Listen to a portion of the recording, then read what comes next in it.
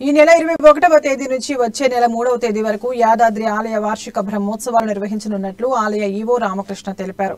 బ్రహ్మోత్సవాల నిర్వహణకు 1,50,00,000 బడ్జెట్ కేటాయించినట్లు వెల్లడించారు. బ్రహ్మోత్సవాలకు 100 మంది పారాయణదారులు, అర్చకులు పాల్గొననున్నారని తెలిపారు. 21వ తేదీ ఉదయం 10 గంటలకు విశ్వక్షేణ ఆరాధన, స్వస్తి వాచనం, రక్షాబంధనం నిర్వహిస్తామని తెలిపారు. స్వామివారి తిరు కళ్యాణోత్సవం రోజున ప్రభుత్వం తరపున పట్టు వస్త్రాలు సీఎం కేసీఆర్ అందించే అవకాశం ఉందన్నారు. బ్రహ్మోత్సవాల కారణంగా ఈ నెల 21వ తేదీ నుండి వచ్చే నెల 3వ తేదీ వరకు ఆలయంలో నిర్వహించే ఆర్జిత సేవలు, సుదర్శన నరసింహ హోమం, నిత్య కళ్యాణం, శాశ్వత బ్రహ్మోత్సవాలను తాత్కాలికంగా రద్దు చేసినట్లు ఆలయ అధికారులు తెలిపారు.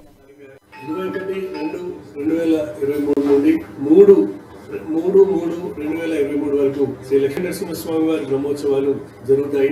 దీనిలో భాగంగా 21 రోజు పుణ్యావచనము, తర్వాత వివిధ అలంకార సేవలు జరుగుతాయి.